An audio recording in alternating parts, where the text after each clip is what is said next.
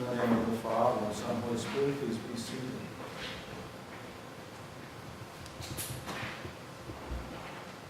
Let's talk about the veils over the faces. Veils over faces.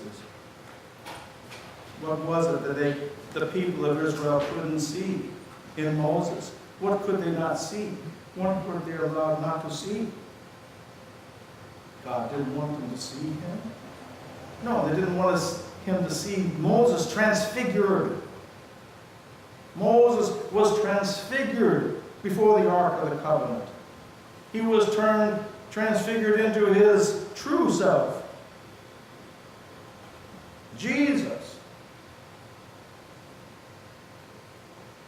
in the cloud, transfigured into his true self. Moses, transfigured into his true self before the Ark of the Covenant. The Ark of the Covenant. Jesus, transfigured again before Jesus, the Ark of the New Covenant. We often talk of Mary being the Ark of the New Covenant. She was covenant holds the Word. Elijah, the prophets. What happened to Elijah? He was taken up. He was transfigured as he was being taken up into the cloud. And here the cloud is. Transfigured Moses, Elijah, and Jesus, their true self. Were these alien beings? No, they're human beings. Human beings in their true self. Not the worldly self, but the ascended self, the self that is one with the Father, is one. Our destiny is that the veil will be revealed, unveiled, and our trueness will be revealed to us. But while we're in this realm, it seems, of three dimensions, we must not look upon that which is holy. If we are looking upon that which is holy, something must change within us. The change didn't happen just within Jesus and Moses and Elijah. The change happened within Peter and James and John because they saw him as they testified. We're not talking about myths and mythology here. We're talking about reality. That I saw it. I was there. Listen to me. I'm an eyewitness to these things. You can believe me because if it's just one, under the law, suspect. Thank you very much for your opinion. Two, has credibility. Three witnesses, James, John, and Peter, can be taken as fact in any tribunal, court of inquiry. Three credible witnesses said, I saw it, I was there, it's happened. And we have a choice. You can either accept it, say, well, that was nice, they had a dream, they had a fantasy, they had some sort of manifestation they couldn't explain. Well, why don't we listen to what they had to say? You can say, okay, well, I take it, okay.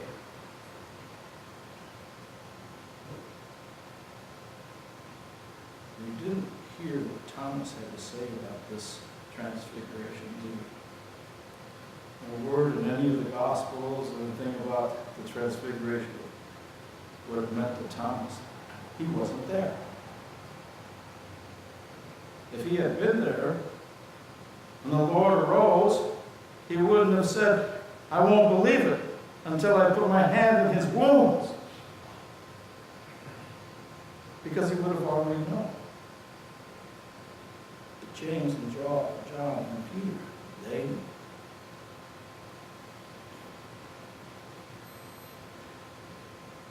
When we're talking about the transfiguration of our Lord, it seems as if that is, well, that's nice, that happened.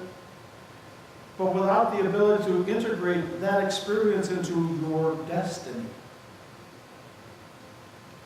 Oh, I too shall enter into the glory of God. I too shall be transfigured to be my true self.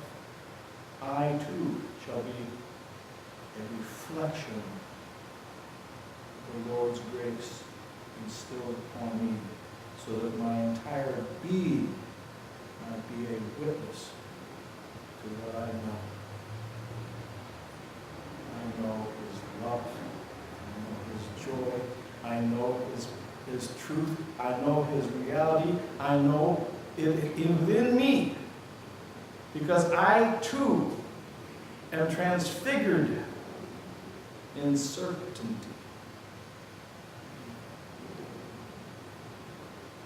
It's like Peter and James and John, they knew and they said. Well, let's make 3 tents, 3 prayer places. Maybe we can stay here for a while. Let's just stay here. Let's make a memorial to the shrine. You can go to the Mount of Transfiguration. Have you been there? No. Beautiful church there. It's our church. Go there. Beautiful mosaics. Mosaics in the tile floor. Mosaics. They make mosaics in that area of the world. They've been making mosaics for thousands of years. They do archaeological digs, and what do they find? Floors with mosaic tiles. Go to the place of transfiguration, Mount Tabor, a beautiful church there. It's enshrined. And what do they have there? 3 of them. Within the church, there's 3 separate tents, cubicles, separate shrines. One Moses, one Elijah, and one Jesus, celebrating the Transfiguration. Beautiful stuff. Simple, beautiful, understated.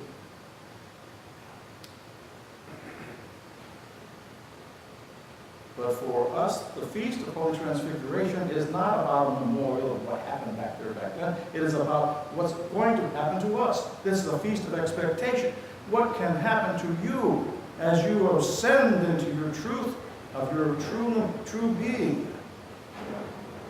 Do we believe in the resurrection or not? Well, what shall it be like for us as we resurrected? We're Christians. We believe in the resurrection of Christ, which means that we too shall be resurrected because He's the firstborn of the resurrection. He is the resurrection. And all things are resurrected in Him. We are resurrected in Him. And that's what we know as the joy of heaven.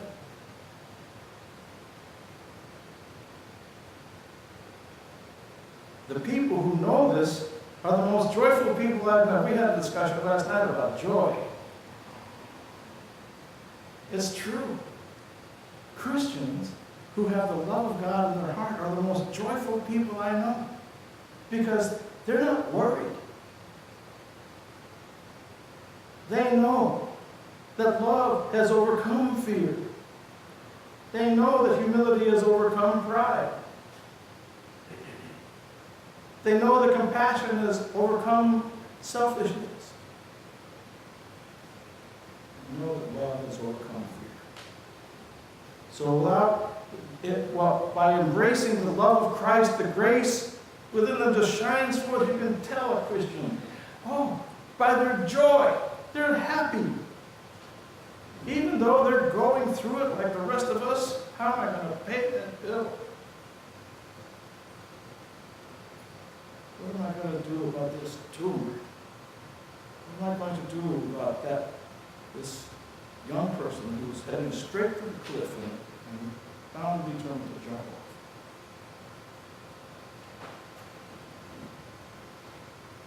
They themselves, when they contemplate their own identity, are filled with joy and wonder.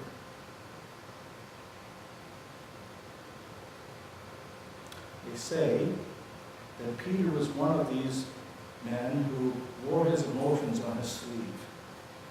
And you never did know where you stood with Peter. He's going to tell you and then say it like it is. That's what I'm told. So I can imagine the face of Peter coming down that mountain. Coming down the mountain, having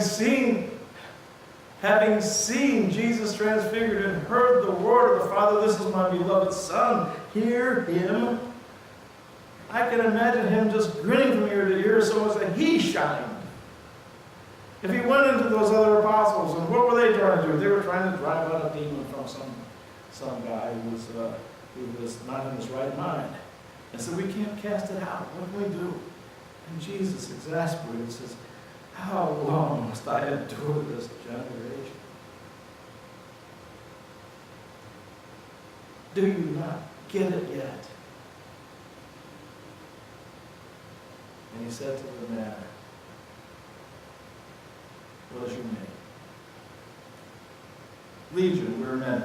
We'll come out of there and go back to your father's wives."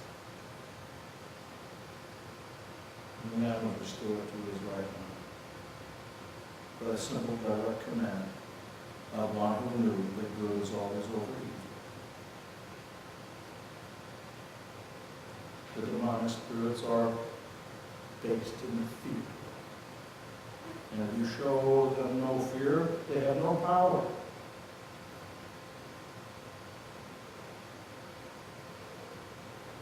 If you, as a faithful disciple of Christ Jesus, say, "Demonic spirits would have no power over me because I don't fear you. I have the love of Jesus in my heart. I have faith. I have transfiguration. I have it all over my body. I'm in this state of grace with him, and you cannot harm me. I don't care what you say or do or try to intimidate me. I know what I know. I believe in the gospel of our Lord Jesus Christ. Truth among truths."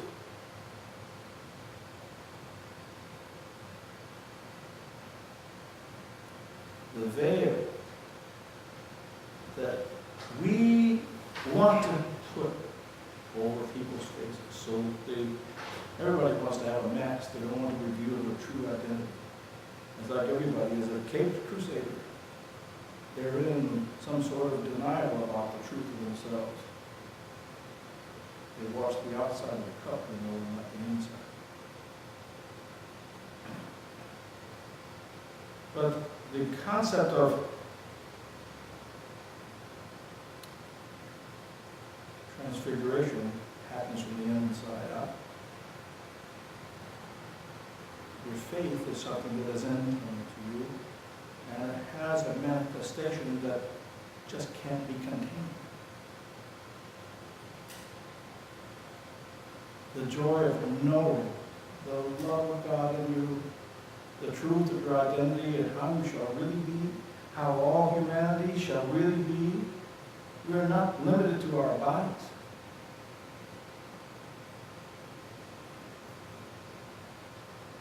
Who feels like they're a slave to their body? Who feel like they're a slave to your body? Doesn't do what you want it to do. Well, in the name of Jesus, I set you free. You are no longer a slave to your body. You are free of it.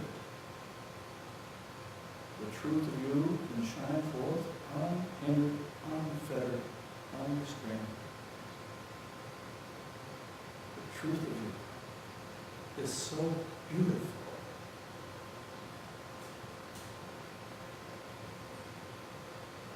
It shines as a light from the center of you. It shines as an intelligence, teaching and manifesting to others. Christianity is a religion based on eyewitness testimony. And about what? And about who? About love and joy and resurrection, and freedom from slavery and bondage.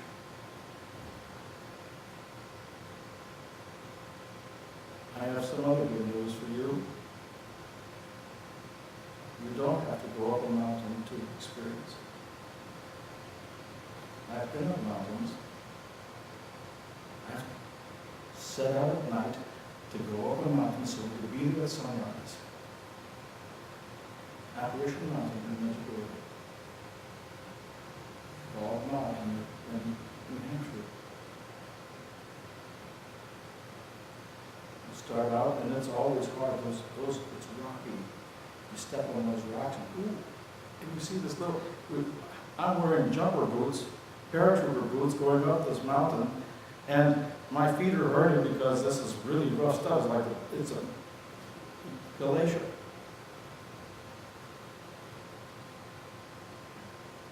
And 3 little nuns about this tall coming up the mountains barefoot. I said, "No, boy, how did they do it?" I said, "Sister, how do you do it?" She says, "Pitifully, but with love in my heart." I was never so humiliated at all.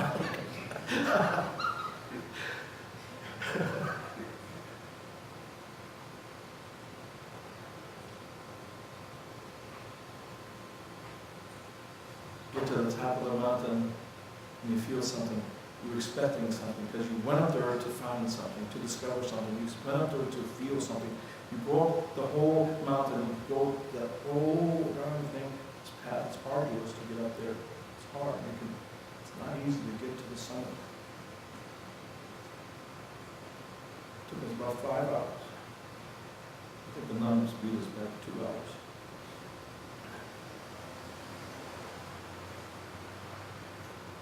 We went up there with expectation in our heart.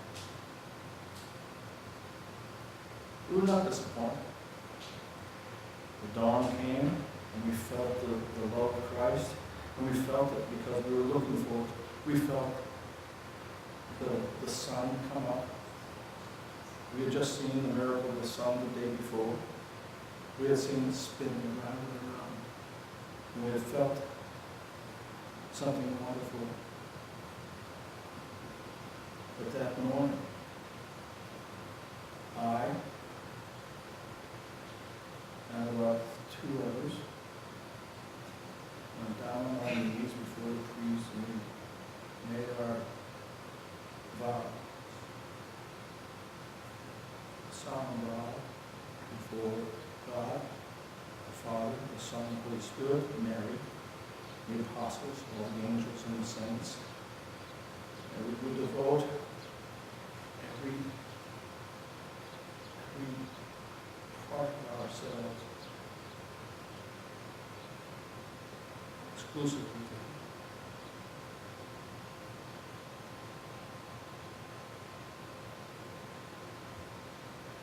The transfiguration happens through a sense of renunciation.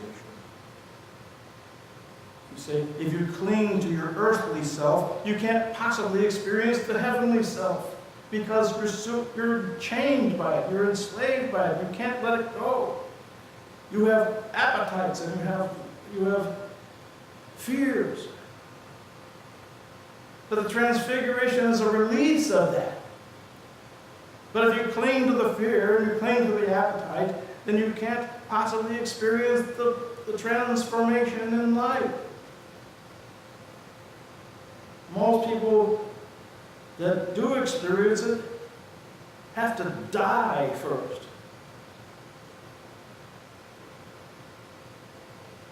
To find a release of earthly bonds. They have to die first.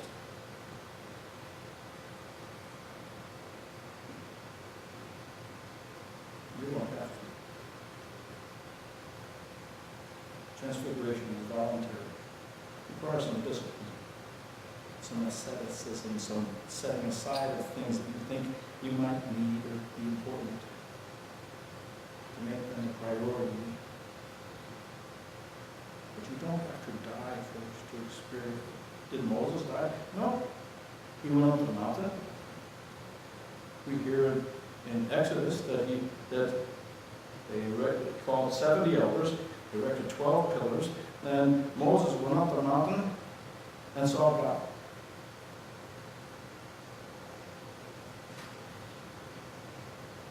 He came back down from the mountain, and he and the 70 elders, Moses, Aaron, and Elihu, they read out the law to the people. And the people said, all you have said shall be unto us. Whatever the Lord says we shall do unto us for all generations. And if we shall disobey this law, the curse shall be upon us until the nth generation. Our children and our children's children.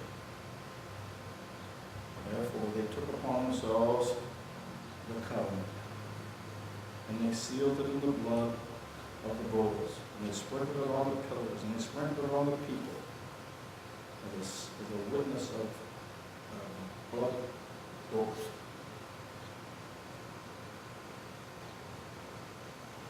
Jesus, seeing that they had broken the covenant, had mercy upon them, and said, I am the new covenant, sealed in my blood, and this is for all generations, not for punishment and condemnation, but for freedom, for restoration, for reconciliation, and for mercy. Be ye partakers in this new covenant. Do you make the promise that I do believe in this and I shall incorporate this belief into my being, unto me, my children, and our children's children? You say yes. Well, welcome to the transformation of the human race. You're one of us. But neither need to have a veil. Let your light shine forth. Jesus says, no one has a light and sets it on top of a hill over under a bushel basket. Let your light so shine forth so that the whole world is transformed by it. Know what love is. Know what mercy is. Know with certainty that your future is assured by virtue of this faith in Christ Jesus and the promise you just got done making. Did you make it? Well, we're going to seal it in the blood here in a few minutes. And it's not the blood of bulls either.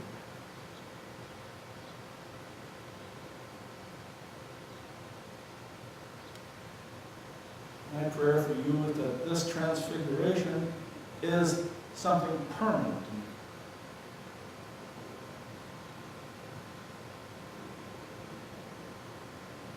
It is not a manifestation of extraterrestrials upon us so that we say, oh, how great thou art. It is a manifestation of the truth within us as we already are, of this world and not of this world. Of both worlds, heaven and earth, citizens of the New Jerusalem, transformed, transfigured, and resurrected, and ascended. Can you take this upon yourself?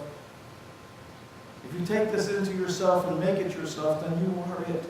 You are the good news. You are one with Jesus in his good news. For the redemption of all mankind. You see how powerful you are. You redeem the world. Does anyone in here argue or deny that the world needs redeeming? Well, it begins here with you right now. This morning, in this new covenant, sealed in the blood.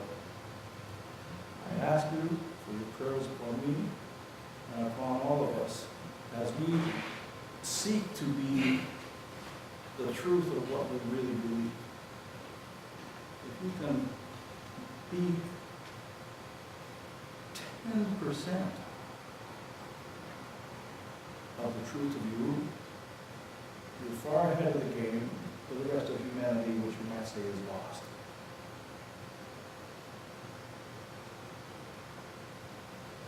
How about 100%?